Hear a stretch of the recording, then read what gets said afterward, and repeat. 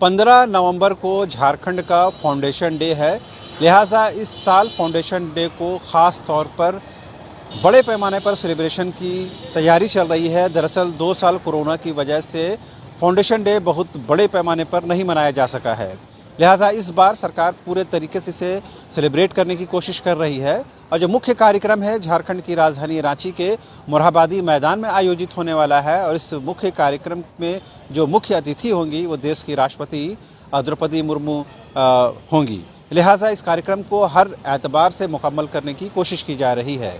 इस वक्त हम मौजूद हैं उसी मोरहाबादी मैदान में जहां की तैयारियों का जायज़ा लेने के लिए हम पहुंचे हुए हैं और इन तस्वीरों के माध्यम से आपको अंदाज़ा लगेगा कि किस तरह से बड़े पैमाने पर यहां पर जो तैयारी है उसे अंजाम दिया जा रहा है। हालांकि बहुत काम जो है अभी बचा हुआ है, हालांकि उसमें 2-4 दिन का वक्फा भी है। लिहाजा इन दौरान तमाम कार्य पूरे हो जाएंगे, इस बात की पूरी उम्मीद की जा रही है। चूँकि इस बार राष्ट्रपति को आना है, लिहाजा हर लिहाज से कार्यक्रम को चाक चौबंद बनाया जा रहा है। कहीं भी किसी भी प्रकार की कोई लैप्सेस की गुंजाइश नहीं है। लिहाजा इस बात की कोशिश की जा रही है कि जो भी कार्यक्रम हो या जो भी तैयारियां हों उसे फुल प्रूफ बनाया जाए, उसमें किसी प्रकार की कोई गलती की, कोई खामी की गुंजाइश नहीं होनी चाहिए। तो ये तस्वीरें सीधे मोरहाबादी मैदान की है जहाँ की तैयारियों का हम जायज़ा लेने के लिए पहुंचे हैं। और ये बता दें कि चूँकि इस बार जो सत्ता में है वो मुख्यमंत्री हेमंत सोरेन हैं, उनकी महागठबंधन की सरकार सत्ता में है। लिहाजा इस बार सरकार ने कई ऐसे काम किए हैं जिसकी वजह से सरकार की वाहवाही हो रही है, जिसमें शुक्रवार के दिन ही जो 1932 के खतियान के आधार पर स्थानीय नीति के विधेयक को मंजूरी दी गई है। उसके साथ ही ओबीसी के 27% आरक्षण के से संबंधित विधेयक को भी सदन से ध्वनिमत से पारित किया गया है। इतना ही नहीं, पिछले दिनों जो ओल्ड पेंशन स्कीम की बात थी उसे इम्प्लीमेंट करने के दिशा में सरकार ने सहमति दी है, उसे भी कैबिनेट ने मंजूरी दी है। इसके साथ ही पारा शिक्षकों के स्थायीकरण का मामला भी यूँ कहें कि हल हो चुका है। साथ ही सहायक पुलिसकर्मियों को विस्तार दिया गया है। पोषण सखियों का मामला भी कहीं न कहीं हल होता हुआ नजर आ रहा है। तो कई ऐसे मामले हैं जिसे सरकार ने अपने स्तर पर दुरुस्त करने की कोशिश की है, जिसमें सबसे सेंसिटिव और सबसे संवेदनशील विषय जो था वो 1932 के खतियान के आधार पर स्थानीय नीति बनाने की बात थी। लिहाजा इन तमाम विषयों को अब ध्यान में रखते हुए इस बार का जो फाउंडेशन डे है, इस बार का जो स्थापना दिवस है वो बेहद महत्वपूर्ण हो जाता है। और सरकार इस मंच के माध्यम से ये बताने की भी कोशिश करेगी कि किस तरह से उन्होंने पिछले 3 साल में अब तक के जो कार्यकाल हुए हैं उसमें अपने कामकाज को बेहतर बनाने की कोशिश की है।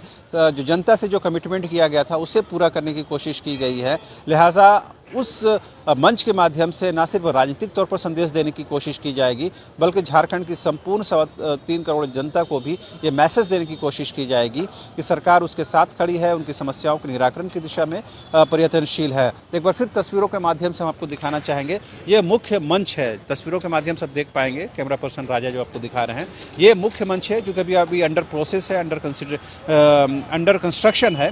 लिहाजा अभी पूरी तस्वीर आपको नहीं देख पा रहे होंगे, लेकिन मुख्य मंच यही है और यहीं से संबोधन होगा। और बाकी यहाँ जो तस्वीरें आप देख पा रहे हैं ये आपको आम लोगों के बैठने के लिए, गेस्ट के बैठने के लिए, जो दूर दराज से लोग हैं उनके लिए, और विभागीय अधिकारियों के बैठने के लिए, आम लोगों के बैठने के लिए, तमाम लोगों के बैठने की व्यवस्था की जाएगी।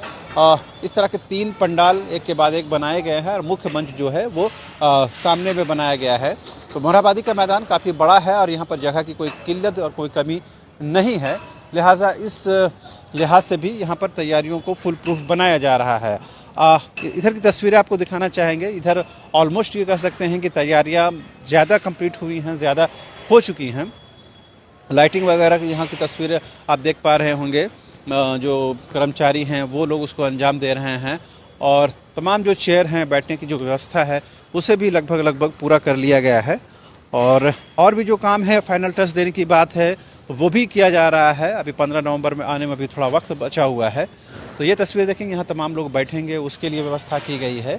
और ऐसे हज़ारों की संख्या में ऐसे टेबल चेयर लगाए गए हैं जहाँ पर आम लोग बैठेंगे और यहीं से मुख्यमंत्री और फिर देश के राष्ट्रपति आम जनता को संबोधित करेंगी। सामने में जो स्क्रीन आप देख पा रहे हैं, क्योंकि यहाँ पर मोरहाबादी मैदान में जो है कई ऐसे स्क्रीन लगाए गए हैं जहाँ पर लाइव प्रसारण किया जाएगा और सीधी तस्वीरें यहाँ पर देखी जा सकेंगी, उसकी भी व्यवस्था की गई है। उसके साथ ही जो आम जो होर्डिंग्स हैं वो उस होर्डिंग्स हैं, कटआउट्स हैं वो लगाए गए हैं। और इधर जो आप बाईं तरफ देख पाएंगे, ये जो मुख्य सड़क है, आने जाने का जो रास्ता है, उसे भी साफ़ सुथरा किया गया है, उसे भी इतना अतिक्रमण मुक्त बनाया गया है। और पिछले वर्ष ही जो यहाँ पर एक आपराधिक घटना हुई थी, उसके बाद से पूरा मोरहाबादी मैदान में जो अस्थायी दुकानें लगती थी उसे हटा दिया गया है। उससे भी कहीं ना कहीं जो मोरहाबादी मैदान की सुंदरता है वो बढ़ी है और बेहतर व्यवस्था यहाँ पर देखने को मिल रही है। तो ये मुख्य सड़क है, यहाँ से आने जाने के लिए रास्ता है। और उस दिन बताया ये जा रहा है कि जो ट्रैफिक व्यवस्था है उसे सुचारू रूप से बनाने के लिए और भी ट्रैफिक प्लान तैयार किया जाएगा। तो बहरहाल यही तैयारियां हैं। एक बार फिर से कैमरा पर्सन हम कहेंगे, आपको लॉन्ग शॉट में आप दिखाएंगे ये तस्वीरें। इन तस्वीरों को देखकर आपको अंदाज़ा लगेगा कि कितनी बड़े स्तर पर तैयारियां की जा रही हैं। और ये इसी तरह के 3 पंडाल, ये एक पंडाल आप देख पा रहे हैं तस्वीरों में, इसके बाद में और उसके बाद में, यानी कि 3 पंडाल इसी तरह से बनाए गए हैं। और जो मुख्य पंडाल के सामने ही जो मंच है वहाँ से संबोधन होगा।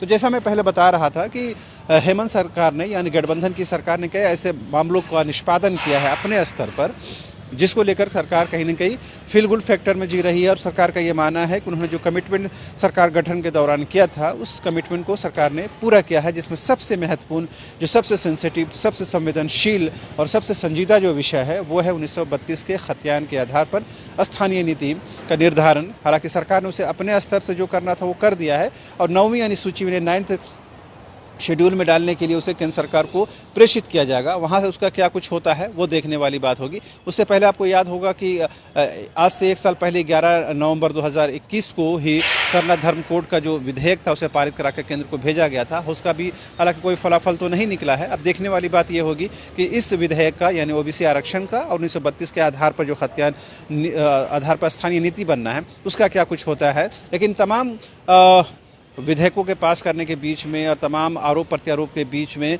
ये स्थापना दिवस बेहद महत्वपूर्ण है, चूँकि मुख्यमंत्री हेमंत सोरेन को ईडी ने 15 नवंबर के बाद यानी 17 नवंबर को समन किया है, उनको बुलाया है, उनसे पूछताछ की जाएगी। और अब ये देखने वाली बात होगी क्या 15 नवंबर के दिन मुख्यमंत्री इस मंच के माध्यम से क्या अपने विरोधियों को भी संदेश देने की कोशिश करते हैं। क्या ईडी की जो रेड पड़ रही है, आईटी की जो रेड पड़ रही है, उस पर भी वो कुछ कहते हैं।